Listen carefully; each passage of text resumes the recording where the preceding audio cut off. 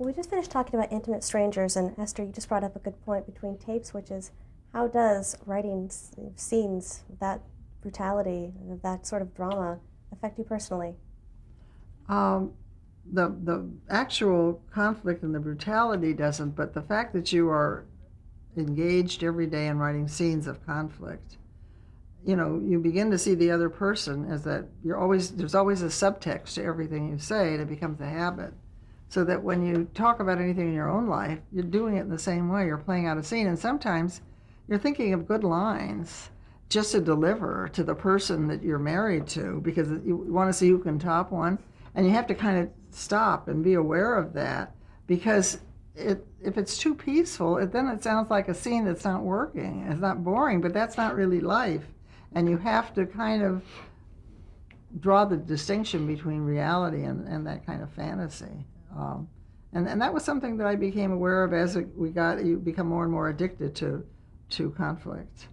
And that's one thing, and the other thing is, of course, is we'll get into when we get into the other things, the headiness of what you do and how it can push you away. We were close then, but there are other things that can happen to one personally that is the other side of the accomplishment, the human fallout.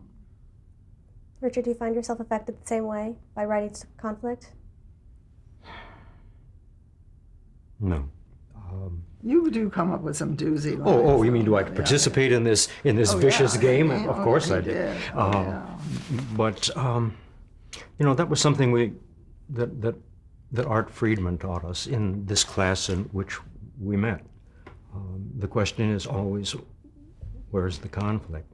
And the hardest thing to do is to write conflict between people who care about each other. It's easy enough to have people who don't like each other carrying on, but if two people really do love each other, and in spite of that are engaged in a conflicted situation, that's hard to do, but it's compelling. But he does such good lines. He'll say, like, even a recent line, he'll say, "I can't murder you and I can't abandon you." I mean, how are you going to react to a line like that? It's an invitation. It's an invitation, And I don't know if you're not a writer, if you would do that, or if that's part of what you're doing. The line is blurred. All right, let's move on to another credit that you worked on, but in different roles, which is East of Eden. Yes. Well, I was an executive, and there was a Academy Award-winning writer, James Poe, working on that project, and it didn't work at all. And Brandon Stoddard said, as he always did to me, he says, "Do you think we can get Richard to fix it or do the whole thing from scratch?" I said, "I don't know. It's 6 or 8 hours." Well, Brandon was very charming. He talked to Richard, and Richard did it and got all kinds of accolades for it. And so I was really I said, "Brandon, if we do it, you have to be the executive because I can't be." So Brandon was the executive on that. What are the challenges for you to write that long of a project from such a well-known source material? The length didn't bother me. Never has. In fact, I'm inclined to overwrite anyhow. I thought it was one of the best adaptations I'd ever read, and it was nominated for a Writers Guild Award, and I think it either tied or almost won. And I think in some cases you actually improved on Steinbeck in terms of his treatment of women. Don't mean to impugn Mr. Steinbeck, whom I admired and grew up admiring. You weren't crazy about the production, but you did like Jane Seymour. Yeah. She was good in it. But Steinbeck didn't really address the sexuality. And I don't mean that in a salacious way, but stopped short of that kind of sexual tension that goes on between men and women. And we tried to capture that. And how well was it received by the audiences? It was a huge success. I think Jane won the Golden Globe. I think she also got nominated for an Emmy. And it's still playing. It's out on cassette now. It's out on DVD. But it was a chance in 8 hours that we did to do the whole story. All of the things that were not done in the movie. In fact, brilliantly in the movie. So. Because it goes way back to when, and the stuff on the Civil War and the stuff between the brothers, all of that stuff, what the family was like. It was a little like Legends of the Fall, but much stronger than that. And it was rewarding. Do you feel that it improved upon the movie because it was able to cover more ground? I don't know about improved. It was just two different pieces. Yeah. You know, the movie is necessarily, it's 110 pages and it's to a point. We had a lot more room to consider a lot more things. Well, let's get to the big one, the one that you were so well known for, which is Dynasty. How did that originally come about? Where did the idea come from, and how did you get involved? Well, we started talking about it. I had been at ABC as an executive, and I was leaving, and they didn't really want us to leave, but they said okay. They gave us a script commitment that we could lay off anywhere. They didn't really give us any on-air commitments or anything. And Aaron Spelling had been wanting us to work with him for a long time, and he said, if you come and work with me. This time, he wanted us to do The Boy in the Plastic Bubble with John Travolta, and we weren't available and all of that. He says, you can own it with me. And that was enticing, but we weren't really sure about that. But then we started to think about it, and ABC needed something to counteract the importance of Dallas, and we didn't know what to do. And I had once wanted to do the King Ranch at ABC, but then when they did Dallas, we couldn't do it. So we went to Hawaii. Our daughter had been sick. I left ABC. We went on a vacation to Hawaii. I think I mentioned it in the last go-round. And while we were there, we began thinking of a series that had everything that you're not supposed to put on television. Rich people, the Midwest, older women particularly, strong, powerful, lots of business, entrepreneur, greed, opulence, all the Donald Trump stuff, really. And he was a big fan. But so we went to Hawaii and hoping we would set it there, but that didn't seem right. We always seem to write the Midwest, even though neither of us is from the Midwest. But we always write the heartland. So we said Denver. We just picked Denver. And the characters, by the time we left the island, you knocked out most of it. We talked about all the characters and how they went, and we kind of used a daytime soap frame in a way, and kept it, and said we could keep the budget down by building sets and keeping it that way. And I could feed all my fantasies of the 40 femme fatales and all the clothes, and he could have the great outdoors of Denver, and I love all those old houses that they're tearing down everywhere. And it's just part of what I love to do. And so we thought, well, let's see what happens. And we were going to do it from the point of view of Bo Hopkins, who was an oil man who was in love with Linda Evans, who was working for Blake Harrington. And she was having an affair with Bo Hopkins, who was married. His wife was in an institution. This was before, though. She never betrayed Blake. No, she never betrayed Blake. And then she decided to marry Blake. So it was the opening, was going to be the shower and the wedding. And we were going to introduce all the characters, have the wedding of Crystal. We were going to have the son come back at the end of hour 2, and that's when the pilot should be over. Well, we had 2.5 hours, almost 3. And we didn't want to end it there because we were afraid our audience wouldn't come back because he had written an 8-minute confrontation between Blake and his homosexual son that was very powerful, but it was strong. We wanted to end on the wedding. So we again campaigned, and I called ABC. I called Tony Thomopoulos 3 times a day, every day for 6 weeks. And I said, we need a 3-hour pilot. He said, we've never, ever had a 3-hour pilot on television. It's unheard of. I said, but you must do it, otherwise it's not going to work. And we'd already had problems because the first time we shot Dynasty, we had George Papard, who was a problem, and we had decided that if he was going to stay on the show, we wouldn't. And so ABC said, fire him, and we'll get another. They wanted John Forsythe to begin with anyway, and he couldn't do it originally because he'd been the voice of Charlie's Angels on Wednesday, but then that had changed, and it was good with Aaron, and Aaron liked John. And in fact, he wore the same size as George Papard, everything except the shoes, and he's such a good sport. He absolutely wore all those clothes. amazing. Why was it titled Dynasty? Where did the title come from? It came from a contest that they ran because we had been in Europe, and when we were in Europe, we had gotten fascinated with oil because all the Mideast, all the oil that was controlled there, and there were so many workers there. And we felt it would be a great soap to do it right in Algeria or somewhere. And when we came back, we said oil is a thing that dominates this country, and the country is going to get into green mailing. We could see what was coming in the 80s or the late 70s. They thought it was the worst. They tested the title, and it was the worst title out of 50. So we knew we couldn't do that one. And we thought dynasty sounded too much like a Chinese thing. In fact, it was not a word that was common here. No. And became common as a result. And they put in a lot of other ones, like all those daytime ones. Forever Love or something. None of those worked. Dynasty was actually number 5 on the contest. They gave $50 to somebody who came up with it. And we acquiesced because we were last. Oil was last. But oil was the original, and the name of the company that produces Dynasty is Oil, in which we're partnered with Aaron Spelling.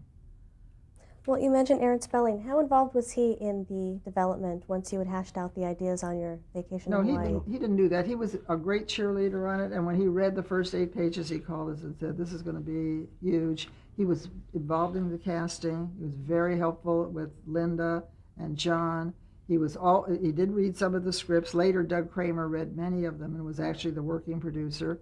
He did look at some of the film, and he was involved. I think he's more involved than many companies are. Aaron tends to be involved in things that he does, but he kind of left it to us to do our thing, and as long as it was working, it was good. How would you describe Aaron, personally and professionally? Charming.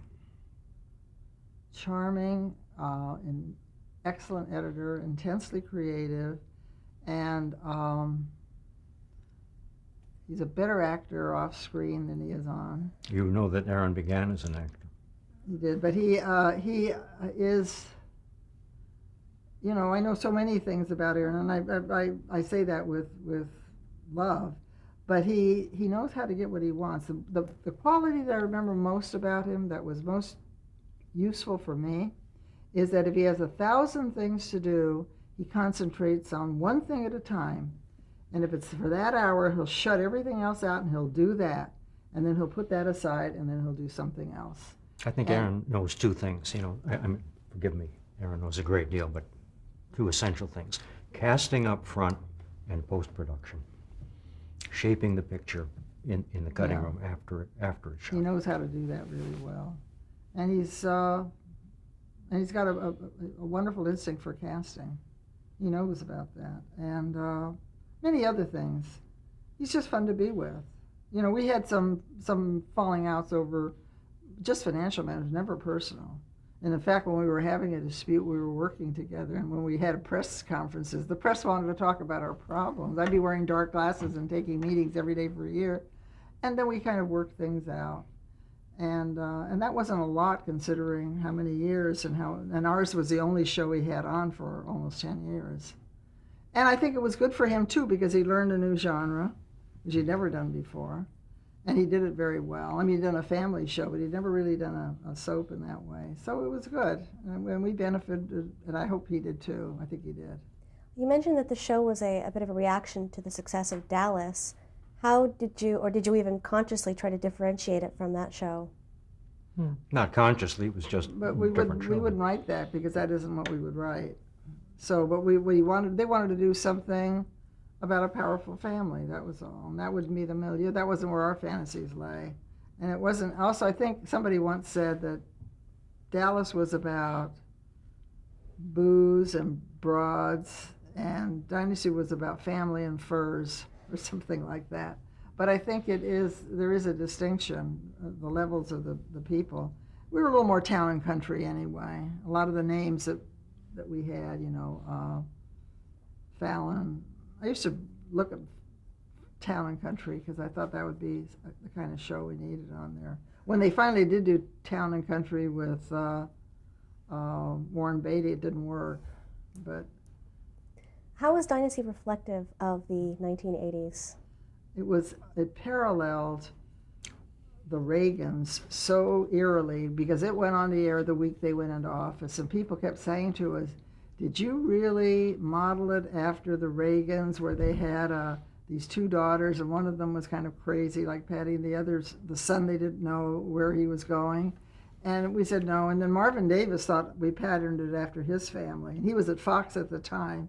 And then we would meet other tycoons who kept thinking that we did it after their families, and we got to know all these tycoons around the country that were all devoted fans, and women who were college professors on every level. And it was kind of heady, Nelson Doubleday, and people would be inviting us to their yachts. We're not like that, They thought we were one of them, and we are not really.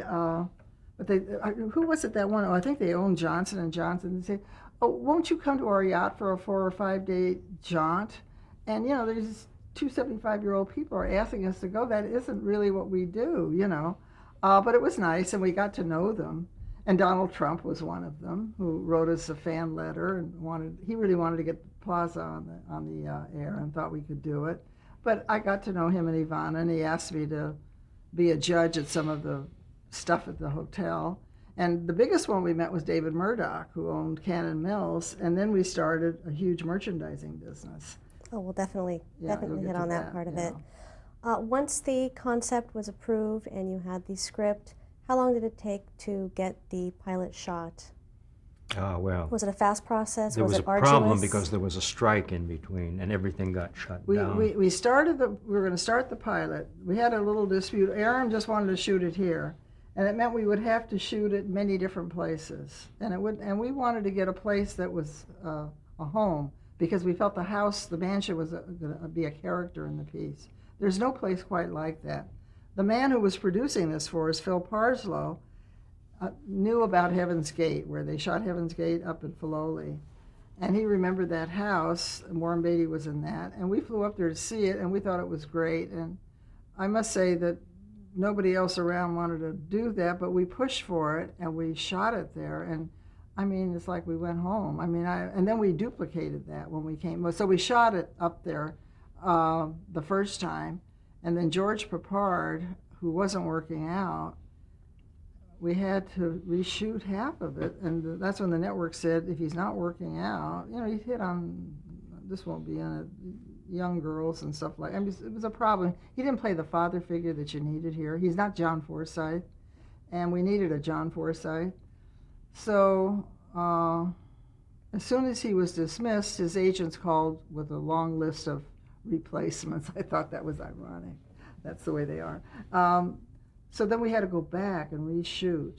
But that was after the strike. After the strike. There was a strike in between, so the sun shifted, so we had to shoot more of it all over again. Was it a writer's strike or actor's strike? I think it was, it was certainly a writer's strike, but no, I think it was an actor's strike, too. I don't know, it was a big strike. And the project just kind of got put on hold? Yeah, then when it was done, we went back in there, but now the sun had shifted. Now everything was done. The shadows were in different places. They'd already approved it, even from the George Papard stuff. When I took that film to New York and showed it to Leonard Goldenson. I think this is interesting because Esther hand-carried dailies to New York. Not dailies, it was the rough cut. Dailies? No, you carried dailies. Were they just the dailies? That's right. You left the set. Yeah. Oh, yeah, I left the We were shooting. Esther went to New York with a suitcase full of dailies and showed it to the board of directors. And Leonard Goldenson just jumped up and started clapping. He never did that before. And he said, "This is what my network is about." And he liked me anyway because he knew me from being an executive. But still, he was just so thrilled. And then they gave us, that pilot ended up costing about $5 million, which was a lot of money outside of Battlestar Galactica, which needed all those special effects.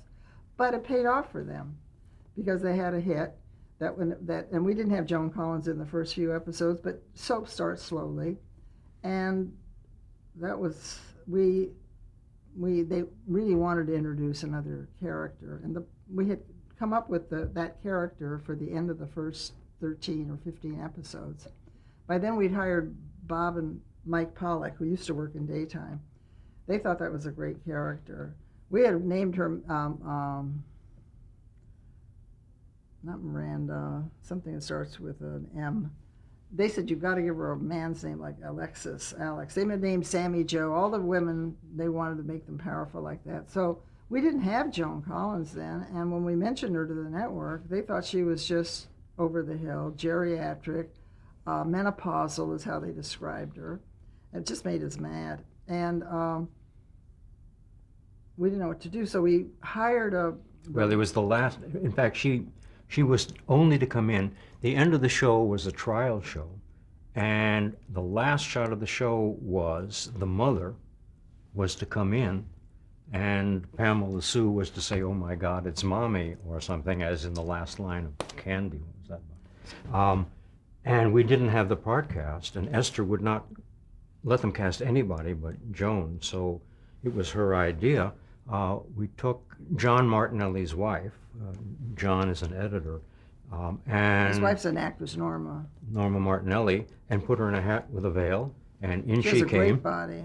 And when we started the show after the break, it was well. it Then was we Joan. had 3 months to fight for Joan. So during that summer, we still hadn't cast the part, and we had to read every actress, and we said no, and Aaron agreed with us. And he knew that Joan, he hadn't seen her for a while. And I said, well, will she still be thin? He says, she's too vain to be fat. And he's right. So she looked great. And so she came and did the show right from the beginning that season and just stayed on through till the end. And that sort of made a lot of things gel because she was right there in the guest house and all of that. And she was fun. She was great fun. What qualities did she bring to Alexis? Well, first of all, she brought what we didn't see from women very much. She brought humor and anger. You don't see anger expressed very much, and it's a catharsis for women to watch somebody else go for it. At the same time, she always loved her kids, so she always believed she was on the side of the angels. The way to make her sympathetic and not to make her just a bitch, which is, she can act bitchy, but she's not that, is to keep that quality that she believes she's on the side of the angels and that she has a right to things. And at the same time, she can express anger, she can go after younger men, she can play with money, she can speak her mind, and women loved it. And I remember there was a communion in New York. One of the book editors that we had said that her niece was receiving communion, and all 12 of the girls picked Alexis as their name at communion.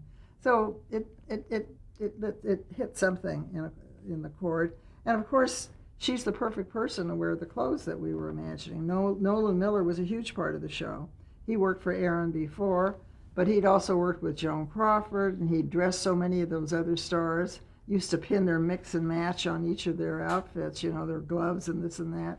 And it gave him a chance to do something besides what he'd say, jeans and T-shirts, ugh, And if you interview Nolan, you shouldn't interview him because he's, and he got it. He got it from day one. He knew exactly what we wanted to do.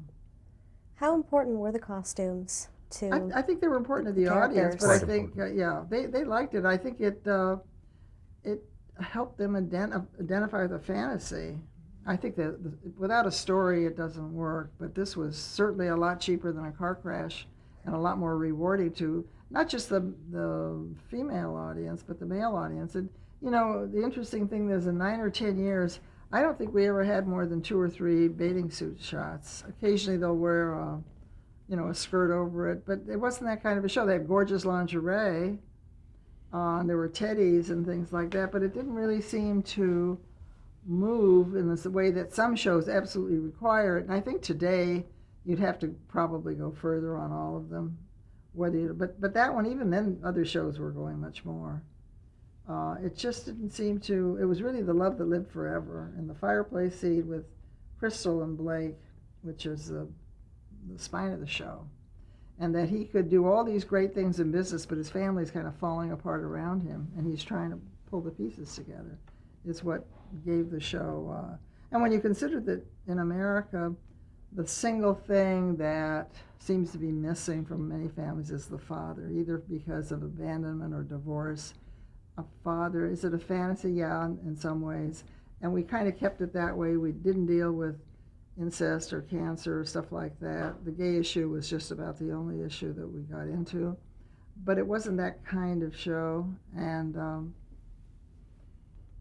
it was more about people who care about each other having a tough time getting along. Well, let's go back to some of the actors and kind of touch on what they were like to work with and what they brought to their characters. You spoke briefly about John Forsythe, but maybe a little bit more about him, what he was like to work with. He was a joy. But John did bring a great deal to the character and brought some things that we hadn't quite brought. And there was a moment in the pilot, John is about to be married to Linda at his home, and Bo Hopkins shows up with his partner. Dale Evans. No, not Dale Evans. Not Dale Evans. Dale, it'll come back. And the Blake that we had in mind was pretty tough and a hard case. And John didn't want that quite. He was willing to play tough, but he wanted him to have a decent edge and a kindness. And the scene was written that Blake puts the dogs on Matthew, on Bo. And John looked at that scene, we were about to shoot it, and John just wouldn't do it. He said, I'm not putting any dogs on anybody. And the scene was shot, and the dogs were turned loose, and that went on. But when we got into the editing room, and we saw that there was a moment when John, standing on the porch, did this. And at that moment, we had the dogs, the Dobermans with their fangs bared, flying through the air. And John never forgave me for that. He never did, but, and the press was all over us. They were furious. They didn't like the idea that he set dogs on people. I mean, there were 70 people who were screaming at us, and but our basic contention was that this was a real tycoon. It was like a Rumsfeld or something. That what was good for General Motors is good for the country. He might have some other redeeming features, and that's down the line we were going to go. And would it have worked? Maybe. It might have been, like a Tony Soprano or even beyond what Dallas was doing. But he wouldn't have it. He needed to be something else, and he brought that wonderful thing. And that may be, in fact, part of the reason for the success. We'll never know. But he certainly knew about that. And that was, what he did. But he was a joy, really. Linda Evans. Linda Evans loved this. I don't know if you heard her the other night. It was like a gift from God, she said, when she got this script. She turned down things for about 7 years, and she loved this character. And she loved playing it. And then she almost left once near the end, but then she started to cry and came back and stayed a couple more years. She loved it. She was very close to other actors. She rarely, if she ever had anything to say, she was very straightforward. I never was terribly close to her. I mean, it was easier to get close to Joan in a strange kind of way because she's kind of out there. But Linda was kind, and I'd have lunch with her and I would see her, but I didn't count her as a close friend. But she did do one thing when we were showing the pilot that first night to the press. She's into numerology and all that other stuff. And she said, this is going to be the biggest hit that ABC ever had. And she went through all this stuff, and I couldn't believe it. But everything that she said that night came true. Well, that's great. Let's stop right there.